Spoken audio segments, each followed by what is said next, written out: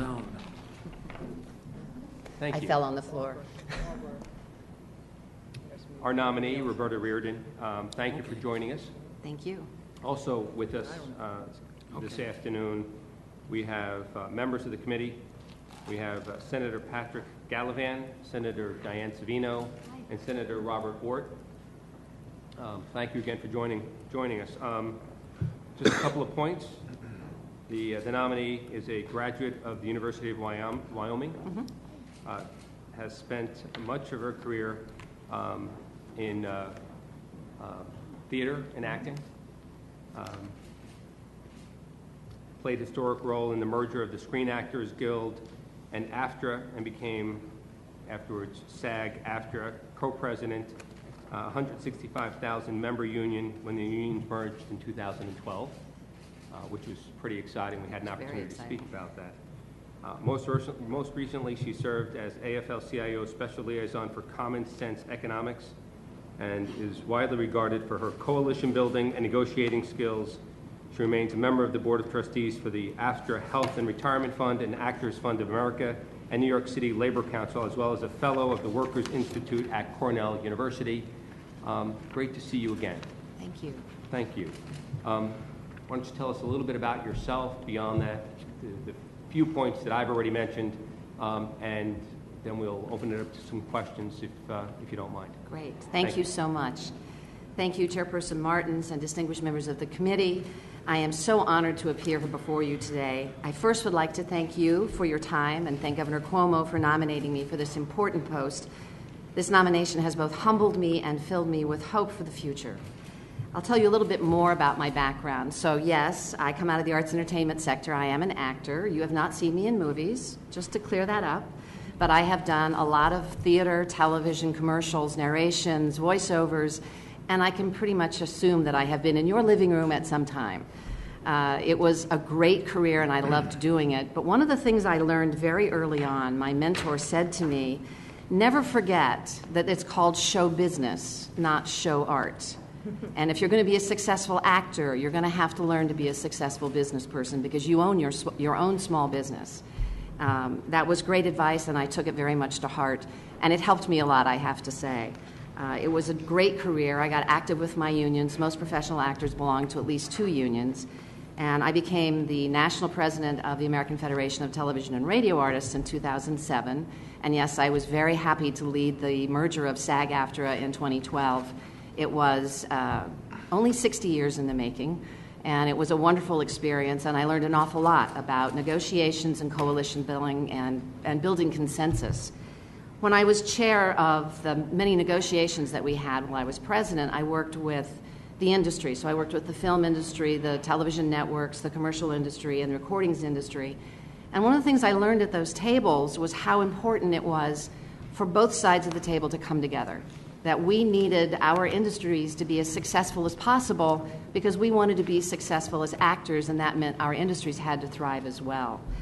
I was also on the AFTRA Health and Retirement Funds. I have stepped down since this nomination because it's a multi-employer plan. But there also I learned to work seamlessly with my industry colleagues. We had one mission, and that was to make sure that the funds thrived, that they were well invested and protected, and that they could continue to deliver the kinds of benefits that we had promised to the membership over the years. And that they were great lessons to learn. After I stepped down as co-president, I worked with the AFL-CIO on Common Sense Economics, which was a wonderful experience for me. And I am a fellow at the Worker Institute at Cornell still. So much of what I have worked on and what I'm passionate about personally is in line with Governor Cuomo's vision for New York State.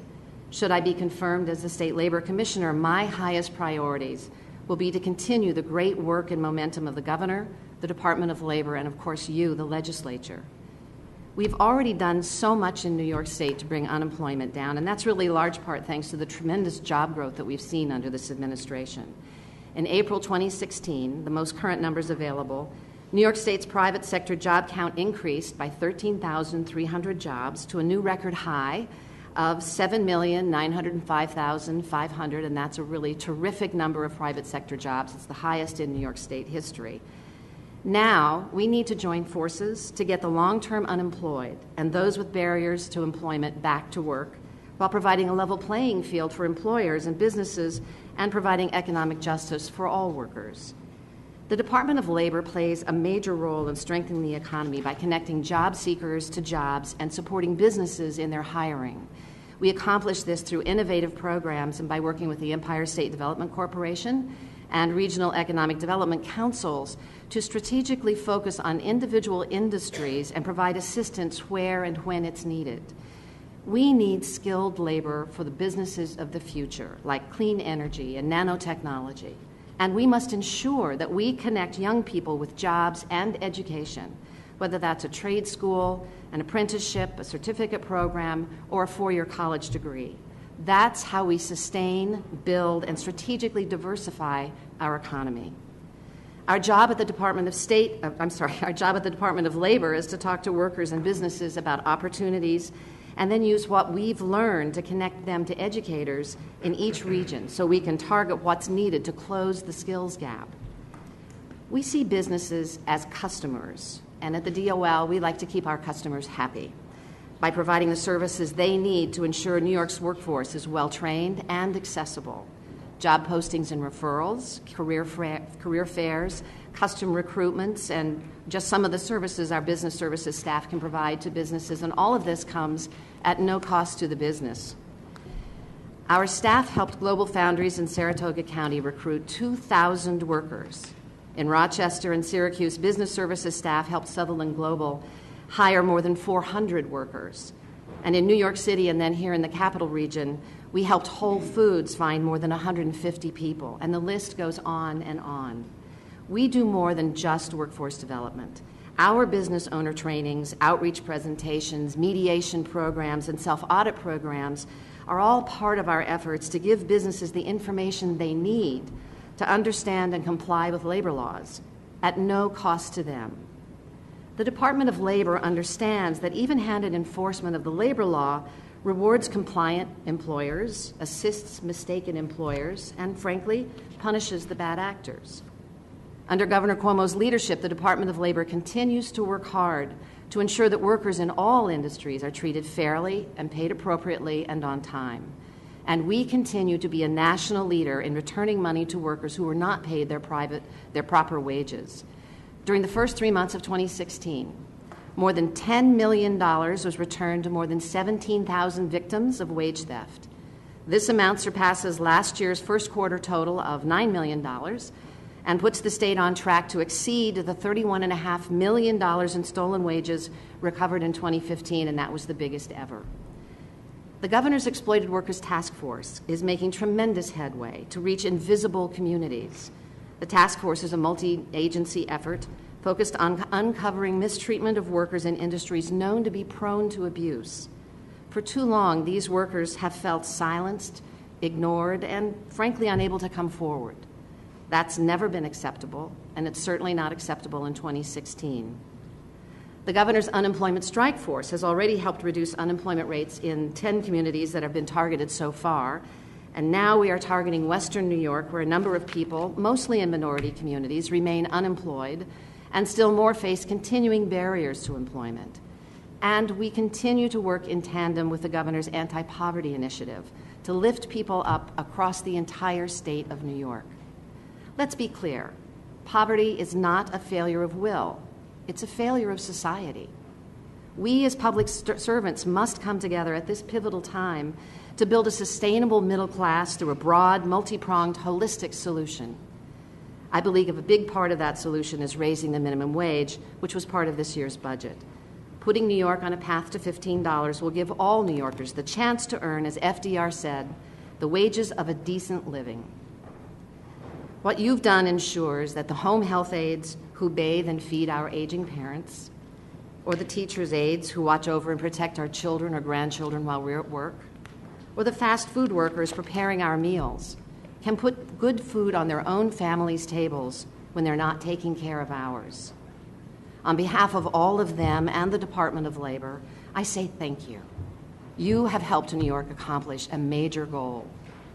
I am so honored to have been chosen by the Governor to serve in this post. I believe my background in labor and communications and my experience as a small business owner have given me both the knowledge and the passion to succeed in this position and make a difference for all New Yorkers. Thank you all once again for your time and consideration. I sincerely appreciate the opportunity to speak with you today, and I really look forward to working with you closely in the days and months to come. And now I'm very happy to take your questions. Thank you. Thank you very much. I appreciate your testimony. Certainly, we've had opportunities to chat in the past.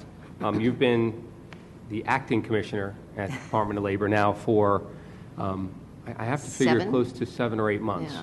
And certainly, we've seen a lot together as we've gone through the budget process. A lot of the initiatives in the budget had to do with labor-related issues, although not necessarily directly, but certainly minimum wage, paid family leave, and other things. And certainly I know that you were involved in those.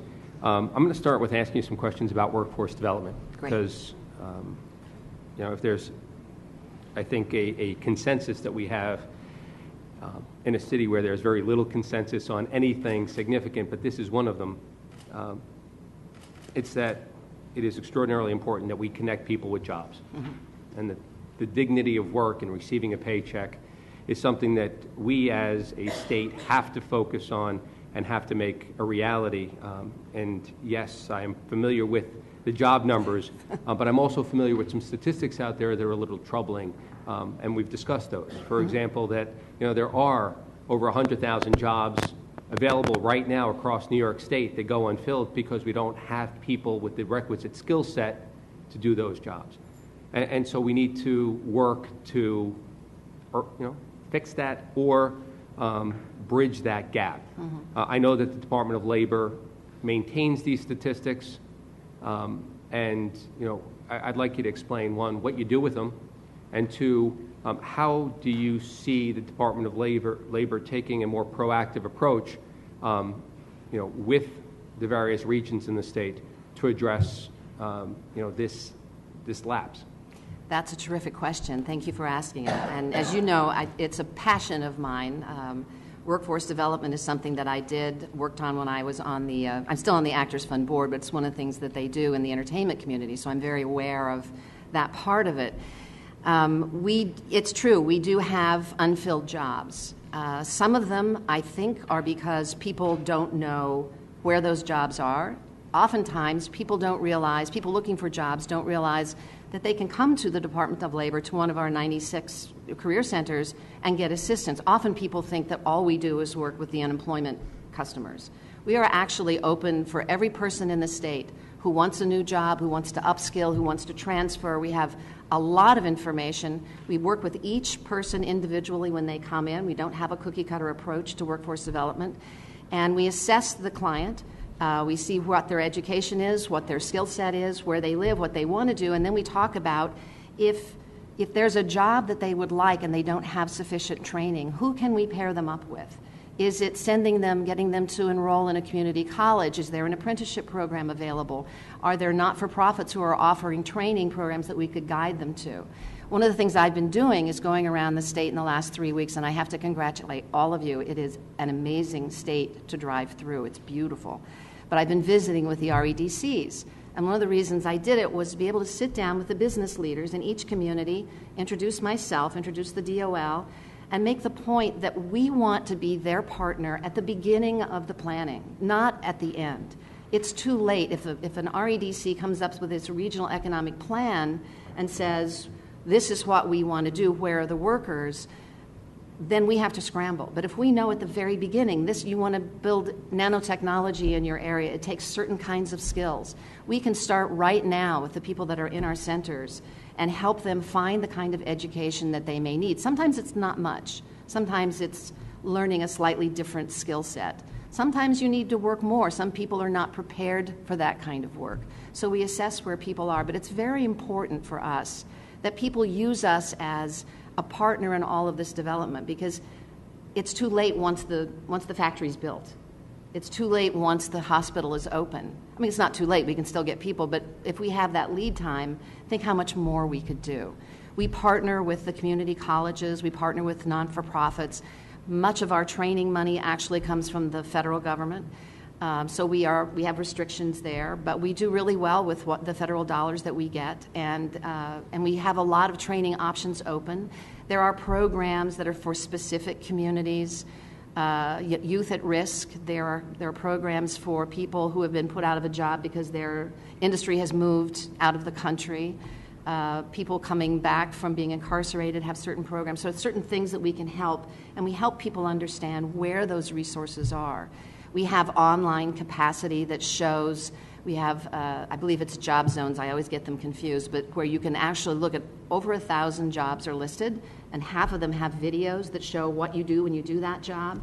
It lists where the jobs are, how much they pay, what the skill set is needed. And it's a great resource that I think, frankly, is underused. So the first thing I would do is say to the communities, let us help you. You know, send us the people that are looking and don't know how to get help. All of this is free. We don't charge anybody anything. This is what our state taxes go for. And, you know, we can't have a robust economy if we don't have prepared workers. And we can't have prepared workers if we don't have industries for them to get jobs in. It's very symbiotic. But I would love to be a part of that. Thank you. I want to take the opportunity to just mention we were joined by Senator Venditto and Senator Sanders as well. Just following up on that, you know, I guess there are two approaches to it. Certainly people should approach our Department of Labor regional centers that really are located throughout the state. Mm-hmm. But on the other hand, these statistics provide the Department of Labor with an insight that perhaps others don't have.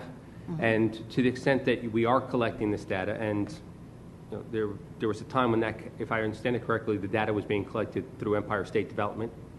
I don't know about that. Okay. So. And it recently transitioned, but the Department of Labor now collects the data, you aggregate it, and you know what's happening out there. Is there a sense that with that information, the department should be proactive in reaching out to the community colleges, in reaching out to the education centers in each region? Because one thing we've noticed is that these statistics obviously are different in each region of the state. The jobs that are available and the mid-skill level jobs that are available in each region are different. But the one constant is that the Department of Labor has aggregated that information and so has the ability to reach out and say to, you know, Nassau County, to you know, Monroe County, to Erie County.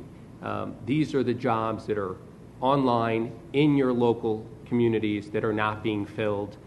How do we work with our local community colleges to develop programs and the necessary skill set to connect people with those jobs?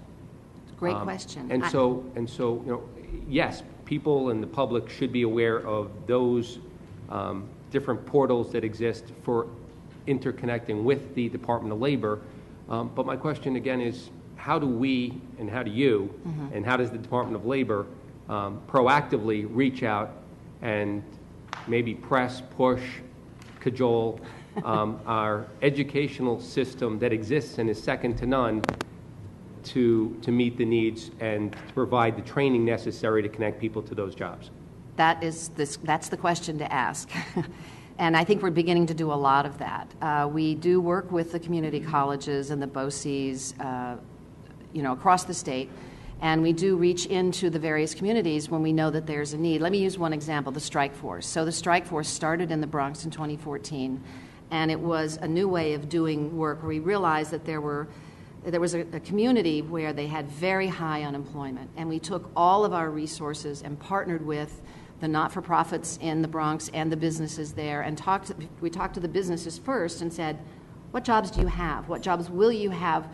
What kinds of what kind of workers do you need? And then we worked with the people who were in our centers and reached out to community folks and said, bring your people in so we can assess them, and worked individually, again, with each client to make sure that we could help them, that person, that man, that woman, prepare for that job. And the results in the Bronx were really quite remarkable.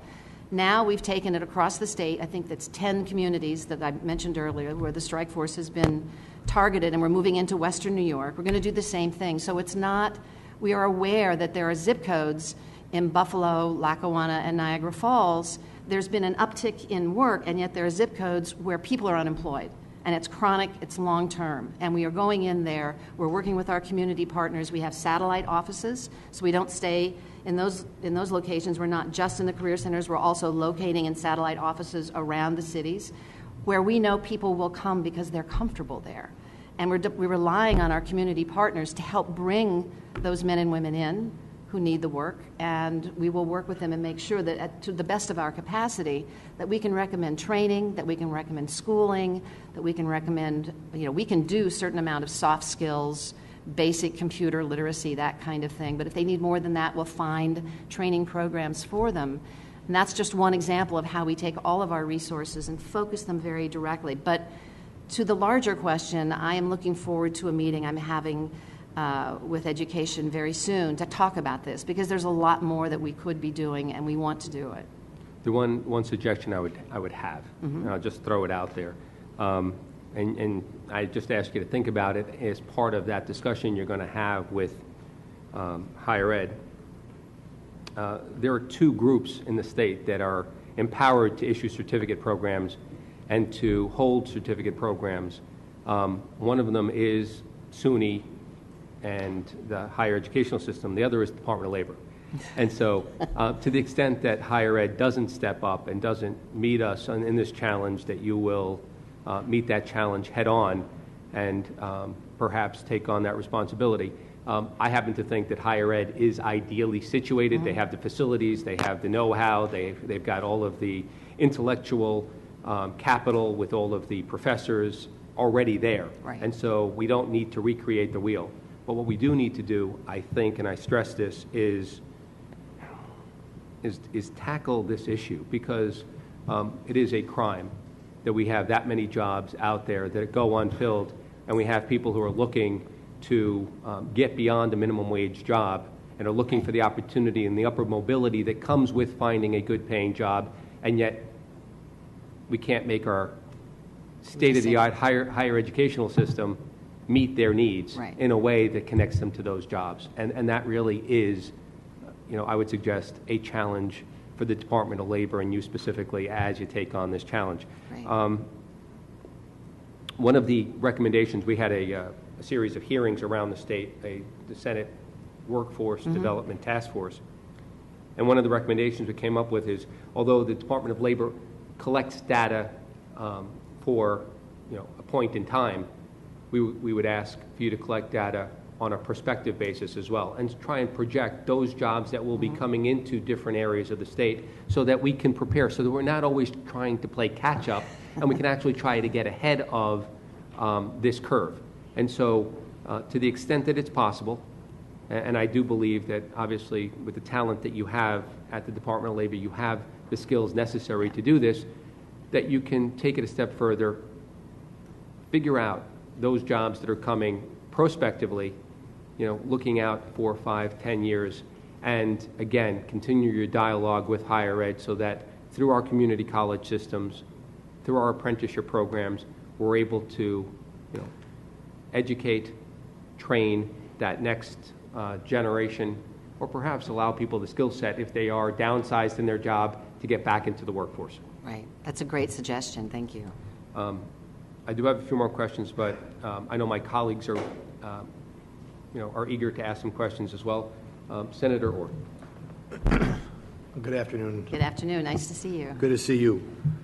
I suppose being an actor is a fitting background for an acting commissioner of labor for the last. I told people I don't mind the acting the role part. of a lifetime, right? So, well, certainly want to thank you for being here and answering the questions. I want to thank the chairman for putting this together. A couple questions I had, sort of prescient. You're familiar with, I'm sure, the recent lawsuit, the ACLU lawsuit, regarding the ability to collectively bargain as it relates to New York State farms. Of course, currently the law does not allow that, and the governor and the attorney general both came out and said they would not defend the existing law. They would not fight the lawsuit, essentially. I'd like to hear your thoughts on the lawsuit on the merits or on the issue. And also, I'd like to hear what you think this will do, what the impact will be to agriculture. I have a very rural district, a lot of family farms, small farms. Family-owned farms are already challenged, keeping them in the family, finding future young farmers to come in and take over these farms. And again, it is existing law. I think it's bad precedent to decide which laws we're going to enforce or fight and which laws we're not going to. If there needs to be a legal change, that's certainly one discussion to have, but I'd just like to hear your thoughts on the suit and on what the impact could be to agriculture if, in fact, this becomes de facto law. It's a great question, but as you know, this issue is in litigation, and it would be inappropriate for me to have an opinion on this at this point. I surely, like many people in the state, are going to be very interested to see how it plays out in the courts, and once it's over, perhaps then we could have that conversation. Could you answer what you think the impact would be to farms? I cannot comment on it until it's through the courts. I will say that I've had a number of conversations with Commissioner Ball.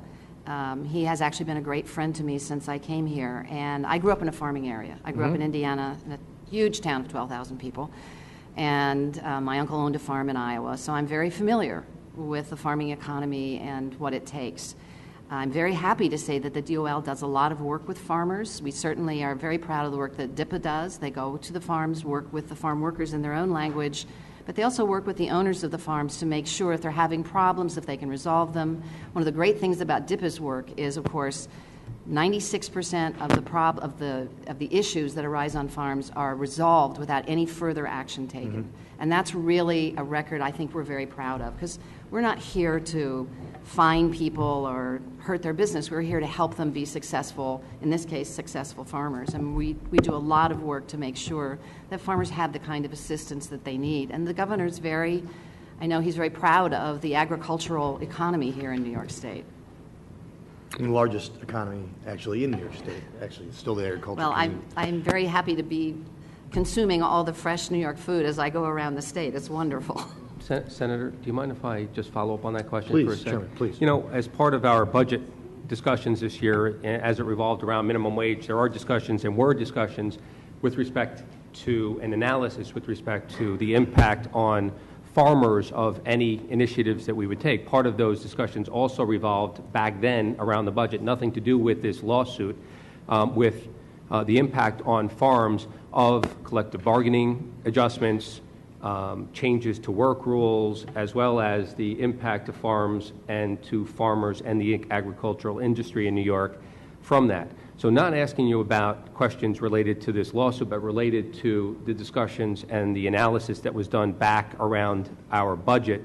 Can you comment and answer Senator Ort's question from that perspective? I don't know the analysis that was done. I would certainly be very interested to take a look at it and then perhaps follow up with you, because I really did not see the analysis. I knew that there was analysis about wages because it was written into the law that there's, I think, a tax credit for farmers on minimum wage. But beyond that, I am not familiar with it, but I'd be happy to take a look at it. We're just concerned, obviously, that it is such an important industry in New York State that when a decision is made not to defend a lawsuit and the law as it currently exists, there are impacts that will affect the state's economy in a macro level, aside from the issues on the micro level that are directly related to the lawsuit. But obviously, we need to be aware of it as legislators, certainly from a policy standpoint. We need those statistics, and we would rely on the Department of Labor to provide us with that information and those statistics because, frankly, unfortunately, I think the governor has taken a position to not defend a lawsuit, which means then, in doing so, that should not prevent that data, that information that is critically important to us as policymakers from being available to us as well. Great, thank you. Thank you, Chairman. And I'd like to just make a couple of points that sort of extrapolate after what you said. You talked about how a lot of these issues are dealt with and there's really no without really any incident or fines or anything. I think that's interesting because, as I've talked to a lot of farmers, as it relates to some of these issues, they will often say, please show us where some of these alleged issues or challenges that necessitate a lawsuit like this are happening, because in many cases, they're already against the law. These would already be violations under existing labor law. You and I talked the other day about New York's very strong labor laws as they exist today statutorily. And I think in a lot of cases, this could be, in some ways, a solution in search of a problem, meaning some of these alleged issues on farms, if somebody can point to where they're actually happening, these abuses or whatever, I think most of your farmers in the Farm Bureau would want those farms held responsible under existing laws on these kinds of things. So, whether it's poor housing or any kind of wage issue or anything like that. And again, we already do have, as you know, laws that would address that or could be enforced on that. So that's that issue. I did want to get your opinion on a couple other sort of macro issues. What's your position on card check? I know it's not here now. The idea that, you would do away with anonymous ballots to unionize. What's your feeling on that? It's a good way to run a union election. It's not the only way. And it's a valuable tool in the toolbox.